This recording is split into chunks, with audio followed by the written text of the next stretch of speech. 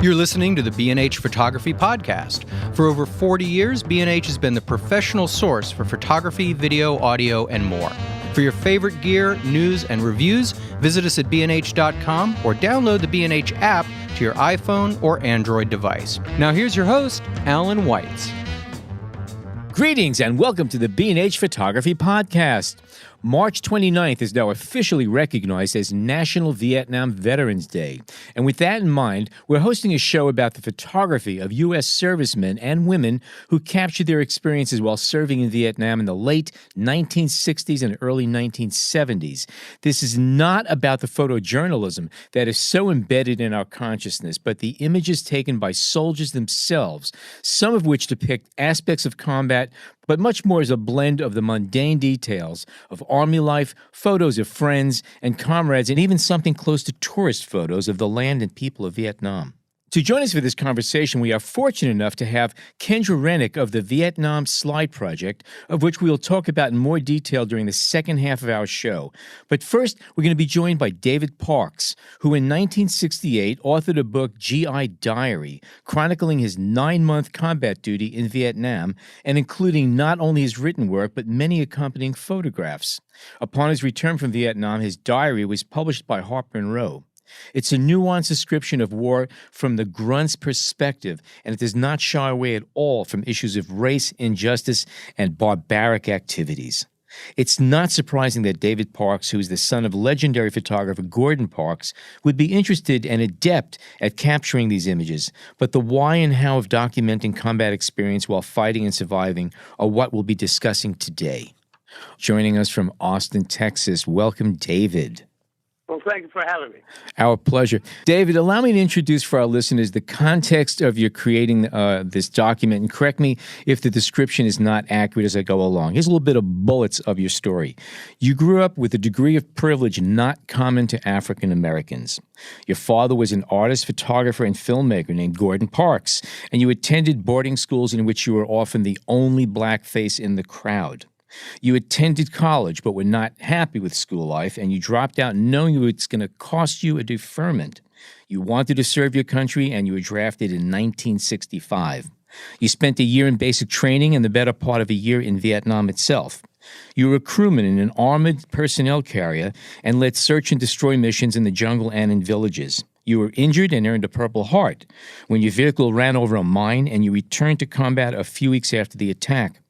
While in Vietnam, you applied and were accepted at Rochester Institute of Technology, which you attended after you made it home.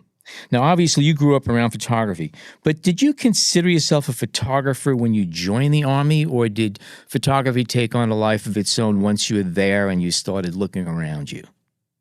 Well, no, I mean, I have been around photography all my life, and I worked with Dad a lot as an assistant and loading cameras, carrying cameras.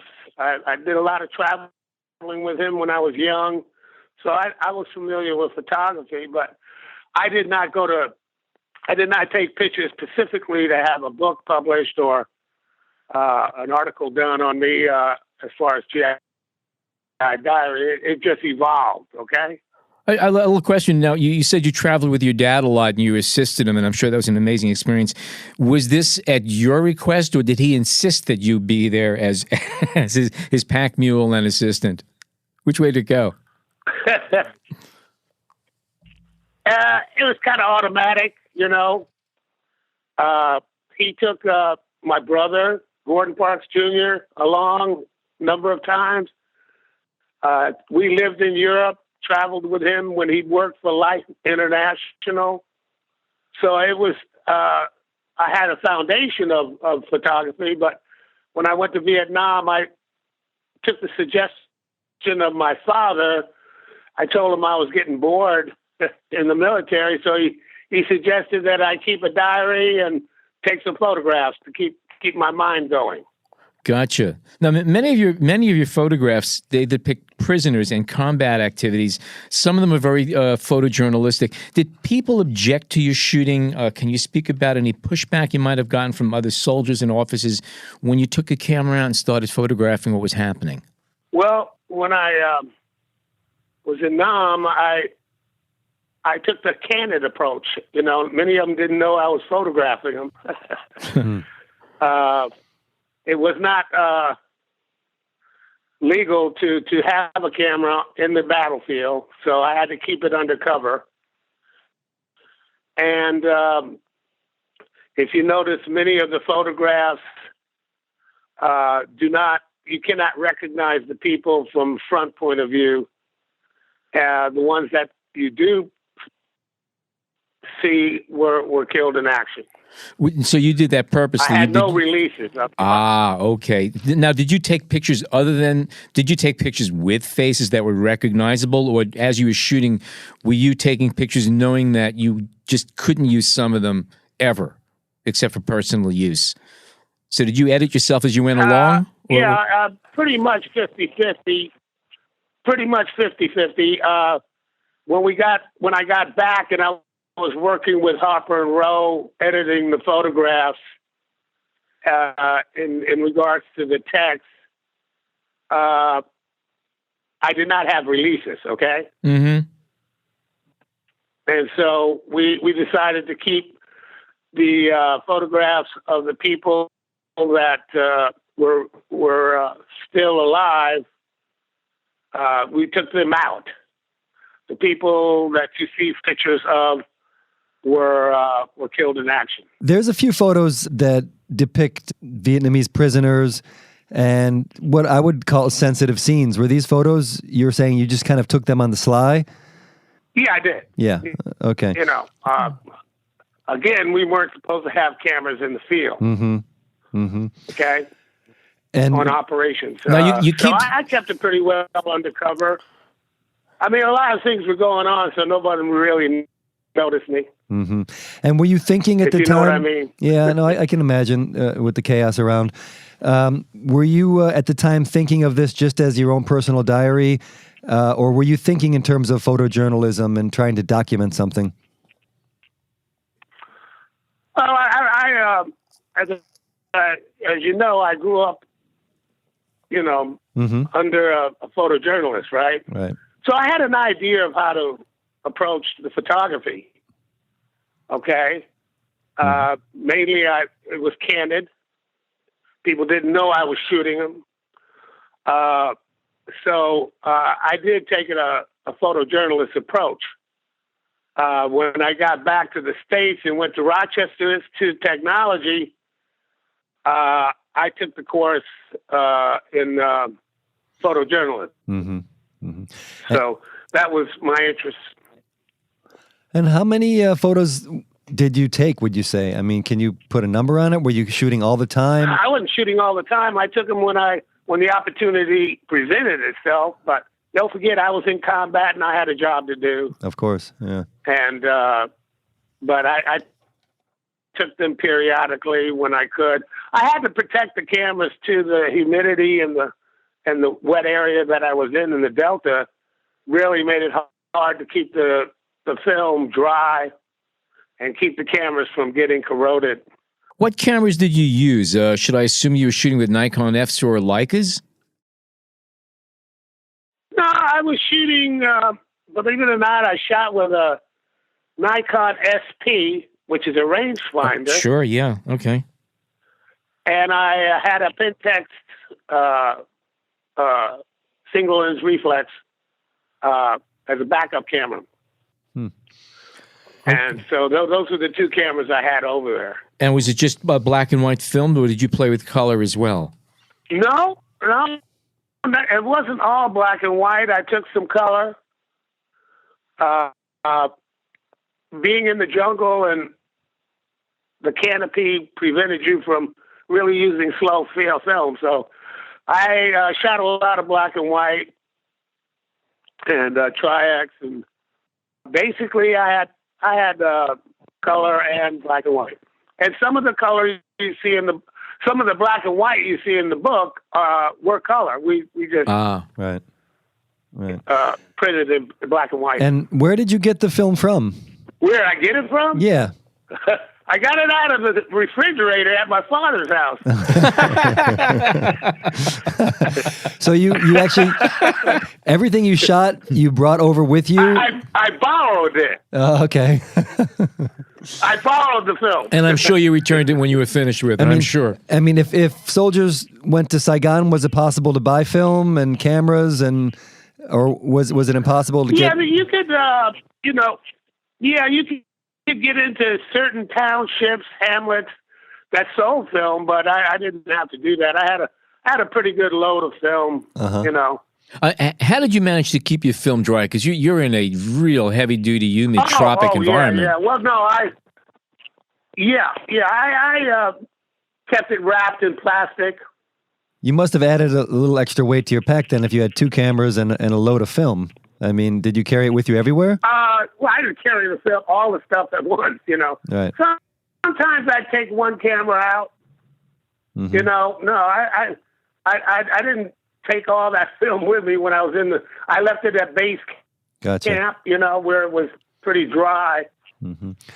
but I did wrap it in, sealed it in plastic bags so it wouldn't get any moisture in there. Okay. And what about processing? Did you send everything back to the States once you shot a roll? Well, that's an interesting story. CBS were filming my unit out in the field, and Maury Safer was there doing the interviews and doing the commentary at the time, right? Mm-hmm. So one day I went over to him and I said, "Look, my name's David Parks, and I was wondering if you could get this film back to my father." And he knew my father, so he said, "Not a problem." So I got the film out to Maury Safer. Huh. So that was a coup. I don't think I would have gotten all that film out. I would not have gotten all that film out if I had to send it to regular channels. They would have screened it. Hey, he was a cool dude, though. We got along real good. But what he did was he took the film, got it back to New York, and took it over to Life magazine, and Life magazine got it to my father. Life magazine did all the development. Did you get feedback from anybody at that point? I mean, did your father take a look at the images or any of the editors, or was just sitting there waiting for your return? No, Life magazine went ahead and developed it. Mm-hmm. And they gave they gave prints to my father. At that time, my father still was associated with Life magazine. Mm-hmm. So they filed it away. They were interested in doing the book or doing the article, but something happened between my agent and them, and it never worked out. So he went and shopped it over at magazine. What kind of feedback did you get from your dad? Was he critiquing your work as you went along, either through your permission or just doing it because he's your dad? Well, no, the old man had an interesting way of critiquing. He never really critiqued the composition, or, he would single out certain shots that he thought were really good. But he always told us that if I don't say anything, you're in good shape. That was his way of critiquing. In the written aspect of the diary, you talk about issues of race, and you even talk about some of the atrocities that you witnessed. When you were photographing, did you think to find images to document or to illustrate the points you were writing about? Or was that something that came after the fact, and then you pieced together the diary with the images that you had? Well, I talk about it, when I was there, but no, I didn't go ahead and photograph those kind of things.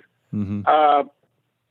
That wasn't my priority to show the horror of war. Mm-hmm.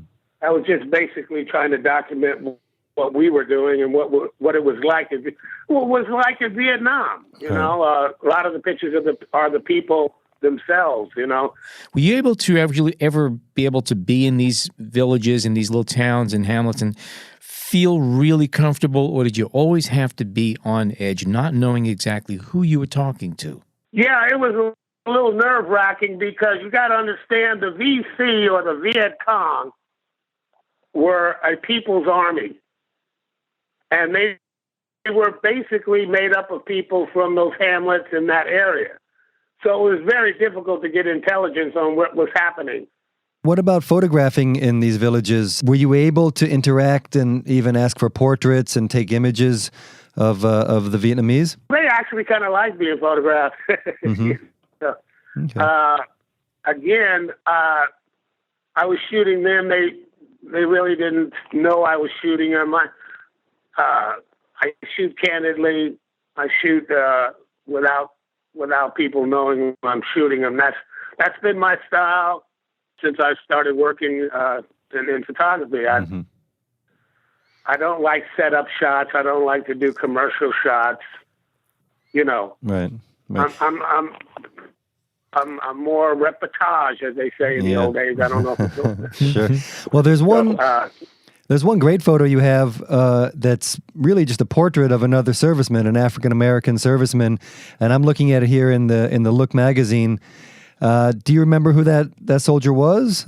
He was a forward observer like me. Mm-hmm. There were three of us in our company, and he was one of them. He got killed about 6 months into the action.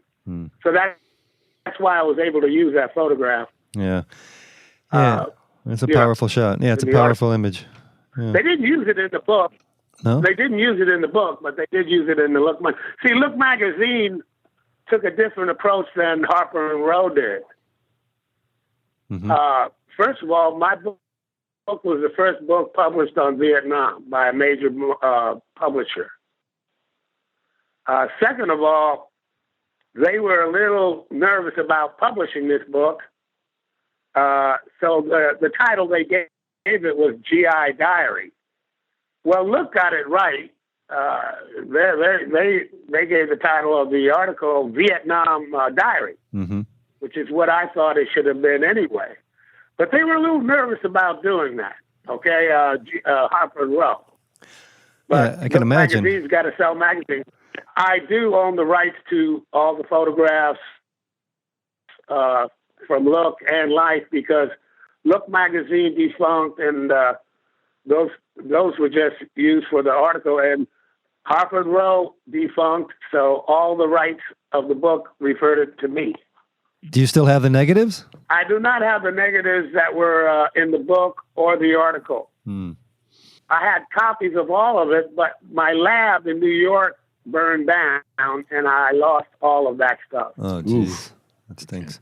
I want to ask you, first of all, how was the book received, and did it change your life a little bit when the book came out? Because, as you mentioned, it was, one of the first books on Vietnam. The subject matter was very serious. You weren't shying away from many things that people, I'm sure, did not want to hear.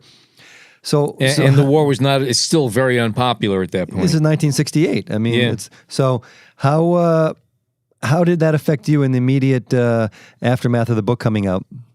Well, after the book came out, I went on a book tour across the country. Mm-hmm. Did a lot of interviews with magazines, newspapers, television. That kind of changed my life. Yeah. That was worse than Vietnam because I was being asked questions in a very aggressive way because of the nature of the war. Mm-hmm. It was not a popular war, and people were trying to dig into, all aspects of it, especially the negative aspects of it. But, I didn't have a problem with that. It was on the top 10 list of books sold at that time. Mm-hmm. And it's gone into various institutions, high schools, colleges. Yeah. So around how many copies have been sold? I really never got that last figure. If I did, it's in my storage. Right. I really didn't. I don't have a total, but I know it was on. It had 3 printings. Okay, that's respectable. Okay. Yeah, it had 3 printings, and I made a good living off it. Is there any chance, or is there any opportunity to have a republishing, another printing?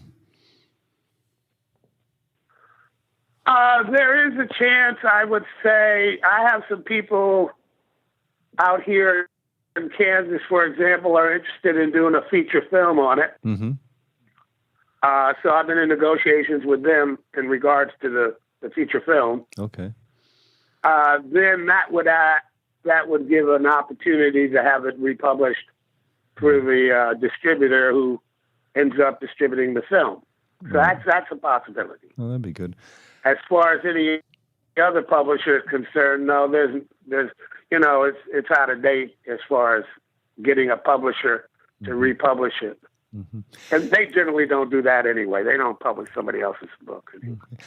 And can you tell me, did you see a lot of other soldiers with cameras, and can you talk a little bit about the photography of it? Because the guest on the second half of our show is organizing a collection of photos taken by soldiers in Vietnam. And I'm just curious as to what your impression was of people who were taking pictures. I saw soldiers taking photographs when you were in base camp, for example. Snapshots from Kodak Instamatic, stuff like that. Mm-hmm. That was in base camp. Right. But when we went out into the field on operations, no. Nobody ever took any photographs out there. Yeah. Not from the unit I was in. Yeah, it seems to me that if you're out on a combat mission, the last thing the people you're with, the other soldiers want you is take out a camera to take pictures. No, hell no. They ain't going to take no camera out. They're going to be shooting at the enemy. Right. Okay.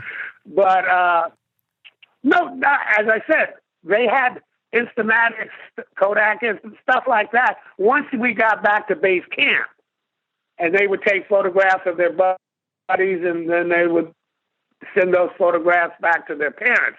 But nothing in combat. I in my unit, I was the only one taking photographs in the field, and I wasn't taking that many. I mean, there were times where the situation allowed for it, but I was a forward observer. My job wasn't to look for the enemy. My job was to know where we were, be able to call in artillery and airstrikes. Okay. Okay. I had a sniper who protected my back. I had a radio telephone operator who carried the radio, and they protected me because if we couldn't call in airstrikes or mortars or artillery, we were in trouble. Okay? So my primary duty was to do that kind of a job. My job wasn't to hunt down a sniper or whatever, shoot the enemy. Of course, when we got into active combat on the ground, I had to go and take a gun and do it, Mm-hmm. But my job was a forward observer. So in your 9 months in Vietnam, can you put a number on the amount of images that you took, or a number of rolls, or do you have any recollection of that? Well, let's put it this way. I took a whole bag of it. All right. When I handed Maury the plastic bag, it was filled up. Okay. But it wasn't that much. It's a no-no to take photographs in a combat situation, and it's a no-no to take photographs in a training situation. You don't take photographs of those things because it does show anyone like the enemy what you have, the kind of guns you have. True. It's an intelligence thing. Sure. Okay? Yeah.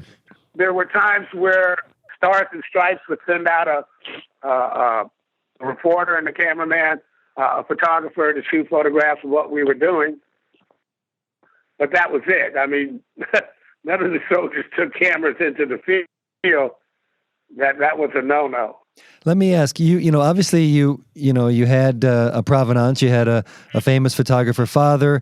You had an agent. Sounds like, but you also wrote some very powerful words and some criticisms, as well as Well, thank you.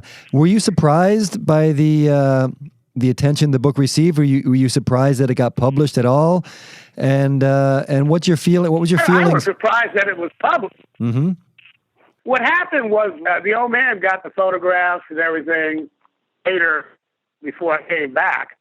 But I would send him letters about what was going on. I also was able to integrate into those letters some of the diary.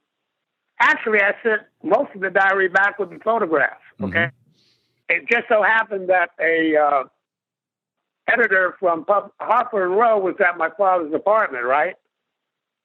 And the postman brought a letter from me from Vietnam, and my father's assistant grabbed it and said, "Hey, you got a letter from David."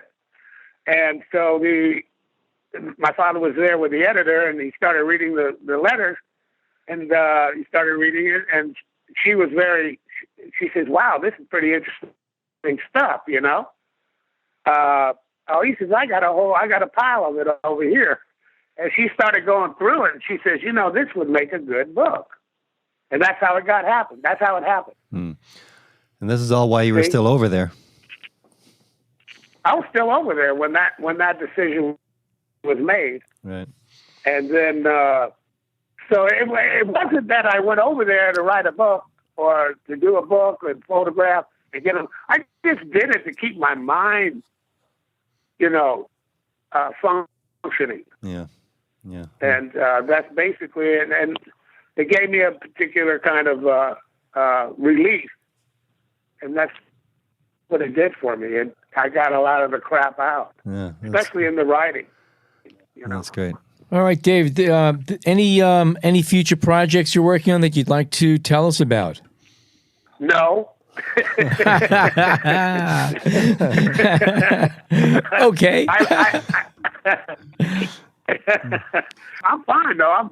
I'm down here in Texas. I got an independent film company, and I'm doing independent documentaries on Texas history, and really enjoying learning about a different way of life other than New York City.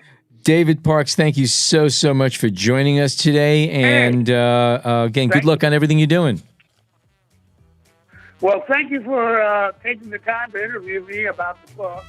Okay, we're going to take a short break, and we come back. We're going to be speaking with Kendra Rennick of the Vietnam Slide Project. Stay tuned.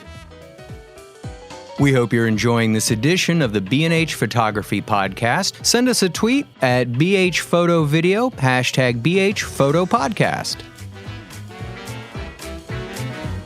We are back. Kendra Rennick is originally from Massachusetts. She studied photography at the Rochester Institute of Technology and works as a photo editor for Getty Images and MTV. Long involved in archiving, she's the founder of the Vietnam Slide Project, which is an archive of slides taken during the Vietnam War, not by journalists, but by soldiers who actually did the fighting. The project began when a friend's father passed away and left her a trove of color slides he had taken during his tour of action. The photographs needed a home and a purpose, and so began the Vietnam Slide Project. Welcome. Hi, thank you for having me. So, is that a pretty accurate introduction there? Could you give us a little more background into how'd this develop? Sure. So I had a very close friend of mine whose father passed away in 2015, and he had never really talked about his time in Vietnam. That was never something that she had heard stories of as a kid. Okay. It was kind of undiagnosed PTSD type of situation. So as he was terminal, he passed away from melanoma. He started to talk about his experience a little bit as he was towards the end of his life. He mentioned that he had this collection of slides, and having a photo background as her friend, she asked me if I could digitize them for her so she could see them, because most people don't have a way of looking at those other than holding them up to the lights. Yeah, slide projectors, they're rare animals these days. Yeah, they're hard to find. Yeah. So I scanned them for her and thought about other people in my life that had a relative or a close friend that had served in Vietnam, and maybe they had slides as well, because I know that was a popular medium back then.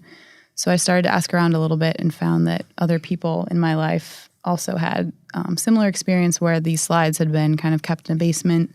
No one had looked at them since maybe their time over there in some cases. So can I ask, this is your friend's father, and I'm assuming that most of your connection then would have come through the generation above you, your parents' age and folks. What was your feelings or your understanding of the Vietnam War as, let's say, you're growing up in your teens and 20s?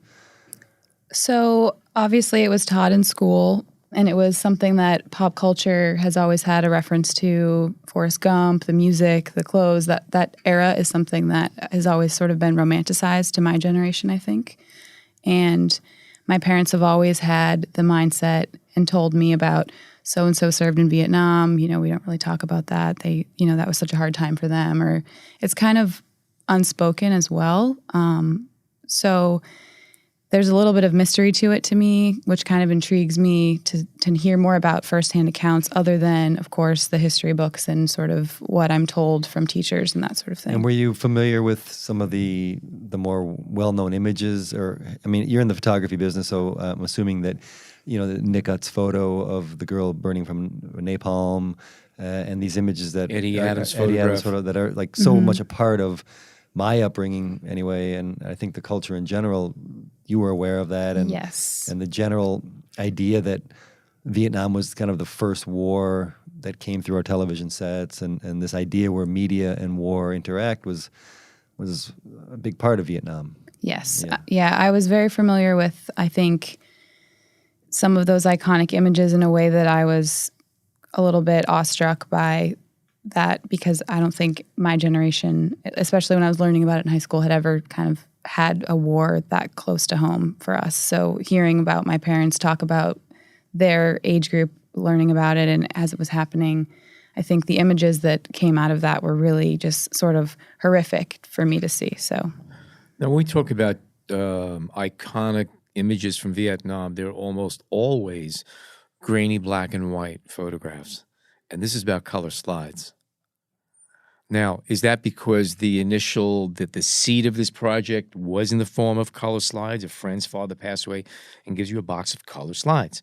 And now that's the vehicle of this project. Are you considering or looking at anything that might have been shot on color negative or black and white negative, which I'm assuming was more common to shoot than color slides? I come from the age of color slides, and the only reason I really shot is because that's what magazines needed and required. They needed transparencies, positive images. But why were soldiers shooting color slide film, especially with slow ISO and everything else? Yeah, so I've always really loved slide film, being someone who studied photography. I think it's kind of an aggressive, difficult medium. You have a very small range that you can get the exposure right. I think it's kind of a tricky. You got to be accurate.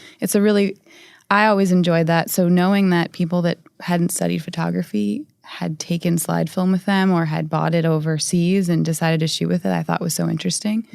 And I love the idea that slide film originally was intended to be shown to an audience. You got a carousel, you put it on a projector, and you kind of showed your family vacation photos on a wall and made like a little presentation out of what you shot.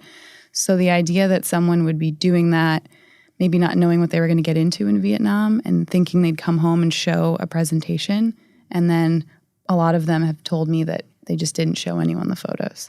So I like the idea that the original intention was to be shown to an audience, and then all of a sudden it just lives in a carousel in the basement and it hasn't been touched since. So I think that was probably part of the intrigue, and I think we've all seen black and white photos, and we've all seen regular photographs. So the idea of having this project be a little bit more narrowed down was pretty interesting to me. Well, by the way, if anybody thinks that they're going to look at this and see dynamic combat photographs, they're not. Right. They're actually very mundane, common snapshots of downtime during the war.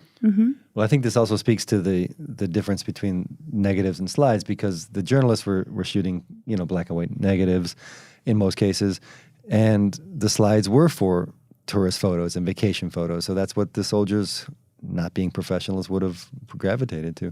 But let me ask you, you talked about the difficulty of exposing slides. When you've gotten a collection of photos, how many of them are even usable or viewable in terms of the exposure? I find a lot of them are not properly exposed. I think I get anywhere between a few small boxes of slides or 3 carousels from different collections. Each person has taken the time to shoot different amounts, but I would say that there's a small percentage that I'm able to use. I try to not look at it with a technical eye. I try to kind of keep in mind that these are not technical photographs, and I like the idea that some of them might have like a finger in front of the lens or a little bit out of focus. Then it shows kind of the idea that it's not a professional photographer. Something else that you have going on with color slides is that, first of all, for listeners who have not ever shot color slides, you have very little latitude. You have to be within about a quarter of a stop, a third of a stop. And again, back then in the 60s, the meters in camera, there was a meter that showed you had to set the exposure, but you had to understand what you were setting it to have it come out. There was no such thing as automatic or program. So your exposures had to be set manually, and they had to be accurate within a third of a stop. And another problem that you have is that unless the film is Kodachrome, which has an amazing amount of resilience as far as lasting for decades. I've seen Kodachromes from World War II that are astounding. If you're shooting an E6 film, Ektachrome was most common, the colors are already shifting right now. We're talking about 50 years, and that film, past 20 years, there was no guarantee on it. And it starts to getting color shifts and fading and getting thin. So you have a lot of technical things going against you. You're kind of playing beat the clock here, aren't you? Yes. And you'd be surprised how the collections come to me. So there'll be a really neatly packed carousel wrapped in bubble wrap with packing peanuts, and it's really carefully kept and sent to me in this wonderful package. And then then you get the litter box. Yeah, I have a cigar box with like a plastic bag around it, and some of them have water damage. They're covered in dust, and I think that almost adds to it a little bit. It kind of goes against my technical background to not want to take out every amount of dust, but I think it adds to the fact that these are older photos. So, what scanners are you using, or scanner? So I have a flatbed scanner, and I also have like a little Wolverine scanner that people archive their own slides with. The reason why I know that I could probably, have access to a drum scanner and really get these large prints out of these, but like I said, some of them are not necessarily worth scanning at the highest resolution. So I try to do a lower res to just have an idea of what I have. And then if I really like something, bring it to a lab and get a better quality scan of it.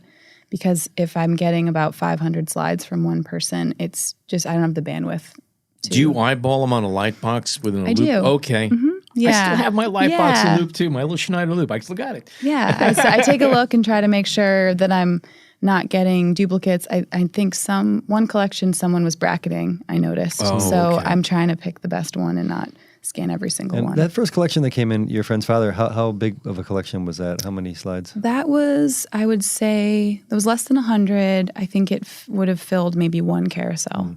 And how does that compare with the other ones? Are you getting, like you said, 500 from one photographer, or is it usually a handful? How's that working? I would say the average is about one carousel worth of slides. And I don't know if that's because they don't know where the rest of them are, or if that was just what they had shot. Or that was the final edit. Yeah, that's true. Have some been edited? Can you tell like they've only sent in the Some of them, the ones that I really like, I'm still trying to figure out a way to showcase this, but the slides have handwritten notes on them of what's happening in the image and dates and that sort of thing. So I'm toying with the idea of maybe scanning the actual slide and then scanning for the image and kind of mashing them together just so you could see some of those. Have you had a chance to do any research into some, let's say it comes in without any information.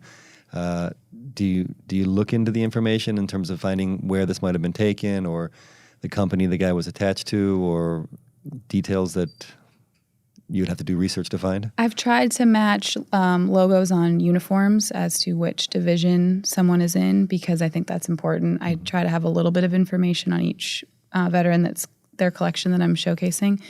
Some people don't have any information associated with the veteran. A lot of collections have been submitted by family members. After the deceased or after they've anonymous? passed away. Okay. And so in that case, they don't always know the specifics, which I think some people that are interested in this time period would want to know. So I try to do a little bit of justice by looking at the clothing and the markings on the planes and that sort of thing. And what do you tell the family members if they send? What's the relationship, or what do you say out that you'll promise to keep these? The project is ongoing. The archive will continue, or is it just like, hey, I'm doing the best I can to keep this going, and no promises? I've always agreed to send the slides back. I've had it. I don't keep any of them myself unless, in some cases, veterans don't want them back. So there was one gentleman that submitted to me and said yeah, my wife's been trying to get them out of the garage for a while. You know, I don't want him back, and his collection was wonderful. So I sent him back a digital archive of his work because I knew that he might be of interest. That might be of interest to him as well. Sure. And I said, I hope you're still taking photographs. I mean, these are really good. And he was really humble about it and said, oh, you know, I was just over there. I had a camera. I was just in the right place at the right time. So I think in those cases, I want to make sure that I'm keeping them in the loop of how the project is going, but maybe they don't want to hear too much about it because I think maybe for him it might have been a little painful as well. But for family members, I tell them that I'll send the slides back and I'll provide a digital archive. And then I ask them if they'd like to write anything about the person that the collection is about.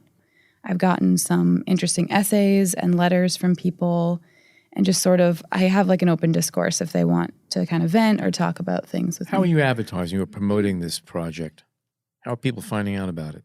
The first and most successful way that people found out about the project was the Vietnam Veterans of America have a website. Okay. And they have a arts and culture section. So this gentleman named Mark Leapson runs that account.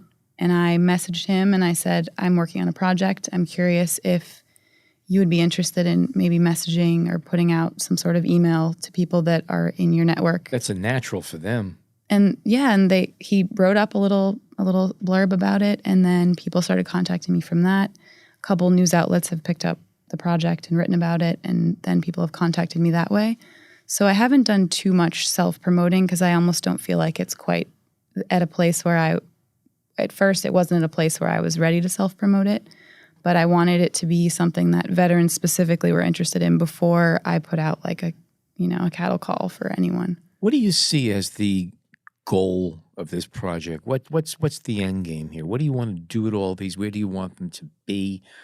How is it going to what is it going to be at the end of the day? So what's interesting is originally I started it as almost a service to people that needed a digital version of their slides because they couldn't see them. And I just thought, oh, I have a background in this. I can clean them up for everyone, and I can make a little archive, and I can just kind of do a service for people. And then the stories started, and then I thought there's a little bit more to this, and I'd like to see it eventually become a book. That's my goal. You're going to need a good scanner, you know. Yeah, I know. I'm going to need a good scanner.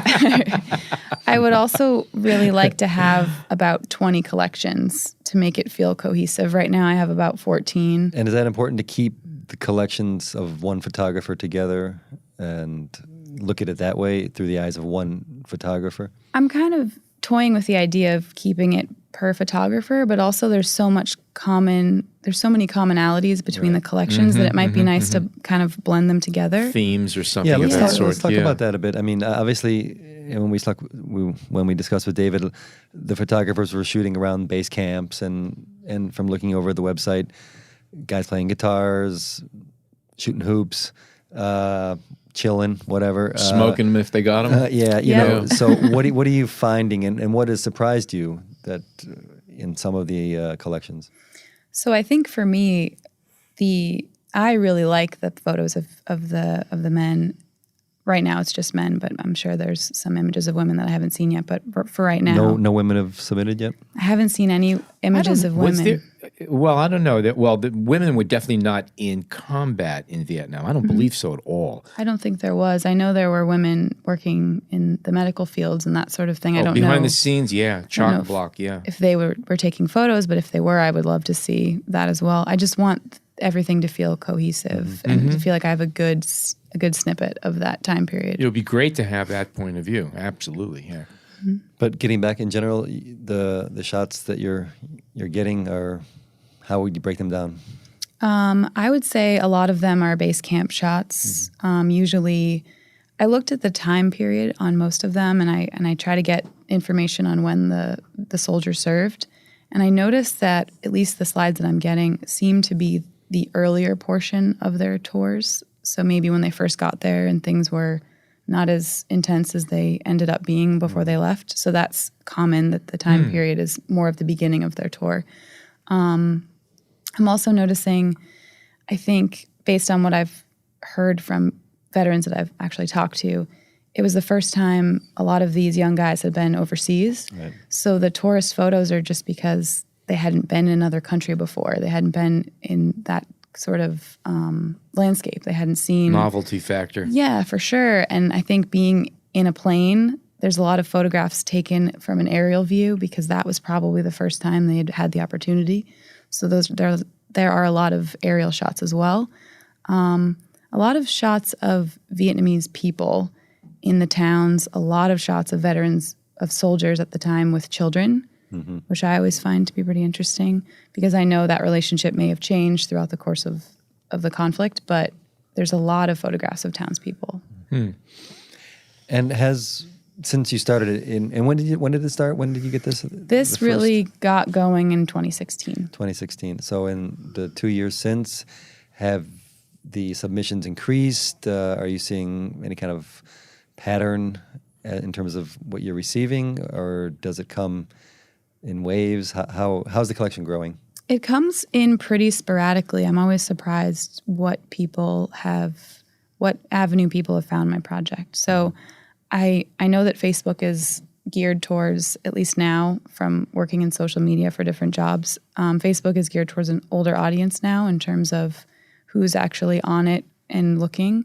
And I know that for my parents' generation, it's a good way to connect with people that you met when you were a kid. And so I felt that having if you're looking for your 50th high school anniversary, that is the go-to spot. Trust me. Yep. I think my mom was really amazed at how many of her high school friends she could find on Facebook. You know, my generation, that doesn't really surprise us anymore. But so I had... And all you have to do is press the enter button. Right. And they're there. It's Just amazing. search and you can find them and they're there. So I made a Facebook page, and I think a lot of people find the project on Facebook, and I've gotten a lot of messages, and sometimes people just want to tell me about someone that they knew or their parent that served in Vietnam. They may not have photos, they just want to share the story. So I think I can never tell what time of year I'm going to get more submissions or that sort of thing. It definitely is pretty random, and I think after an article is written or something is talked about or I've posted on a holiday that is associated, I get a little bit of I get a little bit more. And have you had to have people sent you negatives and you said, I'm sorry, I'm keeping this strictly to slides, and send them back, or how have you had to handle that? I had one gentleman send me his entire scrapbook of Polaroids, which I thought was so cool, but it didn't quite fit. So I photographed it all, so I have it, and I, thanked him and mailed them back. And I'm hoping to, when I get more things like that, maybe have a blog section or something, or I shared them on Facebook so that people could see them, because he had handwritten his, little stories next to every slide, next to every Polaroid. So I really thought that was interesting, and I kind of just want to be able to have people feel they can share their stories, because I know my impression of this war was that people came home and didn't have any sort of pride in what they had done. It wasn't the same as people that serve today, where they come home and they're a little bit more celebrated. So I just kind of wanted to be an outlet for people to share their stories, and I don't want to turn anyone away. Found yourself getting involved with the stories? And I mean, because this can be a very emotional release for some people, I'm certain. And, definitely. I had one gentleman sent me an essay that he had written about the 3 people that he had killed. So each part of the essay had to do with a person over in Vietnam that he had killed. It was beautifully written, and it was just very cathartic for him to share that with me and to have someone, I think, interested in his story. So it is a lot, and I try not to get too involved in multiple things at once. So I've tried to always have, when I'm working on a collection, that be the only collection I'm working on, and try to give that its due time and not, look at too many things at once, and just really dedicate to that person. Now, slides are obviously easier to review than negatives, because there they are. It's the real thing. It's WYSIWYG. What you see is what you get. You do get negatives on occasion, and I'm sure the first reaction is, oh, God, because how do you look at negatives? Do you look at the negatives? Do you actually take the time to go through them if you do get them, just because there could be something really... I mean, you're a photo editor. I mean, you've got to have this little bit of curiosity going whenever you see an envelope. Yeah. So do you prowl through the negatives as well, at least on occasion? I do, yeah. I mean, I try to scan everything I get, and I try to have a digital archive for anyone that sends something to me, just as a service, like I said, and also because there might be something really great that I'd want to share. Okay. And how much time do you dedicate to this, and has it become bigger than you ever thought it would? And what do you think about going forward? I think it definitely became a lot bigger than I thought it would be when I first started. It's more or less a passion project for me. I don't have any funding at the moment. I'm in the process of looking for some grants and some sort of help there. It's just me. I have 1 or 2 friends that have offered to help me just come over and look at slides with me, but it's really just me. So being a freelancer and having a job and trying to balance that has been a little bit difficult because my schedule is not a Monday through Friday, 9 to 5. There's one photographer I wanted to mention. His name is Dennis Thornton, and it seems like his photos have a bit of a photojournalistic touch than others do Definitely. not. Is he still alive? Have you spoken to him? He is still alive. Did you get any feedback from him in the sense of what he was looking for when he was over there, what he was up to photographically? So this is the gentleman that didn't want his slides back. So I still have them, which is interesting because I think they're really, really great. He had mentioned that he worked for his division's magazine, which I don't think was I think it was maybe an internal magazine. I don't think it was something that was shared. It didn't come off as staged as someone that was shooting for a magazine that was over there. They were still similar to the rest of the series that I was getting. So it felt like the base camp images and that sort of thing, just a little bit more stylized, maybe meaning that he knew how to use his camera better, the depth of field, the exposure, everything was a little bit more on with his collection. So I think he maybe was working with a little bit more of an idea while he was shooting. Yeah. Well, there's that one photo, I believe it's of him, of a soldier his face is covered, he's lying down, and his shirt is open, and he's got the peace medallion hanging there. And that's just a great shot. I mean, Definitely. That's someone who has a photographic eye. Took that photo, for sure. Definitely. And you mentioned some of the stories people are telling you. Are you thinking now about oral histories and taking in the stories and having them in text form as well, or that's down the line still? It would be down the line. But I would like to do that. I've done one. I have a friend that does interviewing. She's she's practicing her documentary skills. She's a photographer, becoming a videographer, that sort of thing. And so we interviewed a friend of ours. His father served in Vietnam, and we just tried out sort of seeing what that would be like. And it was really interesting, and I'm looking forward to maybe editing that and sharing that as well. But it is really difficult with the age of these veterans and their locations, and they're scattered around the country, and it would be something that I would love to do. I think something that I be older soon, so you better. I know. And something that came to mind for me is that it was about 20 years ago that there was a big uptick in interest in World War II, and a lot of it had to do with the fact that a lot of the people who fought in World War II are now getting into their 60s and 70s. And now they're in their 90s, those that are even left. And we're kind of at that same point in time with the Vietnam War. It's now getting towards where, the kids that fought there are now people who are now retiring, going on Social Security, becoming, the elderly of our generation. And they, too, in 20 years, you're going to have very few of them left. So it's kind of the same pattern you have. We celebrated the greatest generation, and all the books came out and the document. And now we're doing it with Vietnam. It seems to be more so than in the past. Definitely. That's what I'm seeing anyway. Well, also, people get to a certain age, too, and it's time to reflect, and it's time to talk about things that you haven't talked about for 30, 40 years. And the pictures really do look old. Yeah. They look great. They really do. They're starting to look like pictures from another time. Have you gotten media requests or people reaching out to you to use images? And how do you handle them? I've gotten a few. I try to be very upfront about the fact that I don't maintain the copyright at the moment. I'm not trying to own the images. I keep every contributor in the loop in terms of any media request. I have a background in licensing images, so if someone wants to use an image commercially or for some of their own projects, I try to offer some insight on behalf of the contributor before I even contact them, just to let them know that if there's any sort of money involved, this person has donated their slides for my project only and it to be shared on this platform. So I try to kind of build a bridge with that. I I've had musicians interested in using images for album art, authors interested in using them for cover art for books.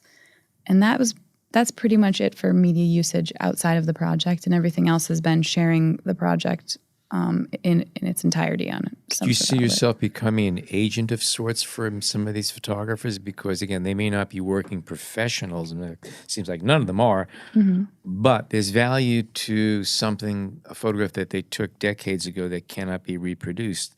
Right. And it has a value to it. So could you see yourself at some point in time, maybe not intentionally, but becoming sort of a broker for these people? Sure. I mean, I think because I dig them up almost by getting them to send them to me and sharing them and bringing new light to them, I almost have a duty to kind of make sure that the images are being used properly and that person is getting the most out of it that they can.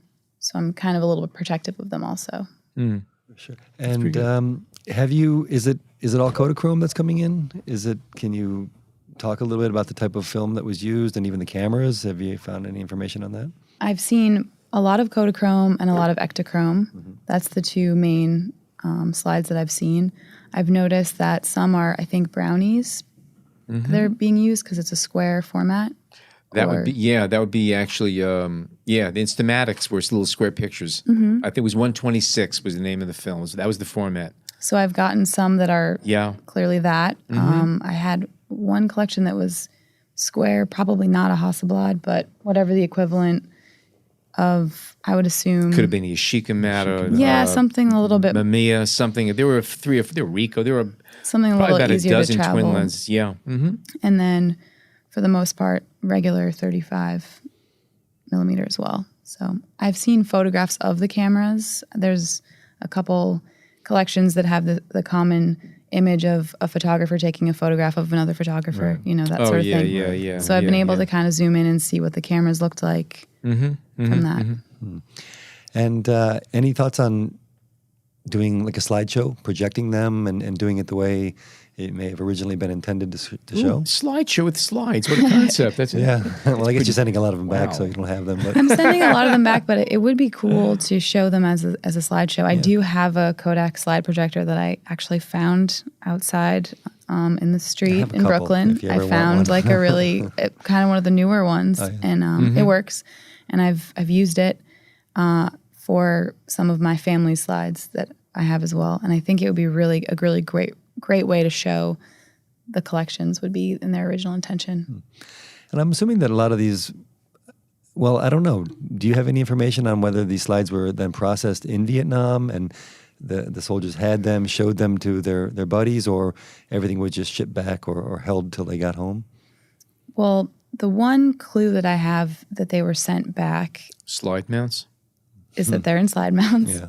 And it would say Kodak or whoever processed it would be on there. Okay. And also, one gentleman told me that he was inquiring if I was interested in his slides, and I told him, of course, you can send them to me. And he said, they're just photographs of me. I had people take photographs of me and just sent them to my wife, so she knew I was alive, which made me think, obviously, they were just getting sent back. Yeah. So I'd be interested to see even if it was a whole carousel of just a self-portrait or someone taking a picture of someone else in different locations. I think that would be really interesting to see. Yeah. And outside of the vets themselves that are giving you photos, have you had any, recognition, comments, anything you can discuss on that level? I've gotten a lot of positive feedback, a lot of comments about it's about time that people have seen these and, offered respect in the way that this project is kind of putting us in a positive light. I've gotten a lot about that. You didn't get any negative feedback. I haven't gotten any negative feedback yet. Hopefully I won't. I don't see why you why. would, Yeah. really. I don't get it. Yeah. When I first started, I did receive a little bit of a cautionary email from a veteran who said, please proceed. He actually said, please proceed with caution. This is a really tough subject matter for a lot of people, and you want to make sure that you're, doing everyone justice and sort of... Be sensitive. Yeah, be sensitive. And it definitely put a tone on the project for me, and it sort of made me feel like I had a really big responsibility, that I had to do each veteran justice and not kind of go over anything too quickly and really just give them the moment that they deserve. Now, that said, did you come across any images that you say, no, this I won't show? I have. So because right now the project lives mostly in a internet platform, Yeah. there's a Instagram page and Facebook and that sort of thing. I know how things can be shared, and I know how images can be taken out of context. And I do have a category of images that I've decided not to put online. There are images of dead bodies inside a grave. There are images outside of a tank. And there's just like a pile of bodies that I think with the right context would make sense in a book with the proper wording. I just don't think that that's something that the internet needs to have. You don't want the that ability out there to. that somebody could just pick up and run with and play with. Okay, that makes sense. Any thoughts on maybe the distinctions you've seen between the photos from Vietnam and maybe photos you've seen from our wars in Iraq and Afghanistan? I don't know if you looked at the work that is on Instagram by a lot of soldiers who posted stuff. Any conclusions you can draw about what? I mean, it's a big question, but about what was photographed or even what was in the minds of soldiers at the time. Anything that you can kind of draw on? I think I'm learning by looking at these images that in comparison to what I see now, I just see a lot of innocence in the photographs that I'm looking at, especially the base camp images. I'm just seeing like how young people really were when they were over there and how just innocent they look. And just in what they're, like I said, what they're photographing, they're photographing from a plane like they've never been to another country before. And I think, I wouldn't say that the soldier now is more hardened. That's not really the word, but they seem to have been, I think, from my experience, someone who is serving currently has probably made that decision and has decided to serve, whereas the draft had a lot of people that probably weren't planning this for their future. And I think that's also a little bit evident in the photographs. I could tell you from personal experience, it was a big deal because I was eligible for the draft back then. The reason why I never went is I had a very high lottery number. It was a lotto system, and based on your birth date, and I pulled 363. I was home free. If you were the first, from 1 to 120, 140, you were pretty much going. Above that, it was dicey, but that end of it, I was free. So I didn't have to deal with it, but I know a lot of people that did, and a lot of my friends, older brothers, and a few cases, sisters went overseas, and I could tell you they all came back very different people, all of them. Yeah. I think that's a pretty interesting and fair analysis. I mean, because it's true. People didn't travel as much. Obviously images of the rest of the world weren't as common as they are now. And as a nation and I think a lot of innocence was lost in those years. I mean, I was born in 1967, so the images of Vietnam are everything. They're really what I was raised on, So to see this is very interesting to me. When I saw you were showing this at the Bronx Documentary Center. Is there anything coming up in that sense that you're going to be showing images or anything along those lines? I've been trying to sort of get everything that I have scanned and sent back and kind of feel like I'm caught up. And then I'd like to maybe talk about having maybe the basis for a book starting. I'd like to sort of get that going. And I'm interested in maybe working with some sort of historian or someone who studied the subject matter. I'd like to scan some of the letters and have those be part of it as long as the veterans are okay with that. Right. I think those kind of flatbed scan documents with the photographs would be really nice.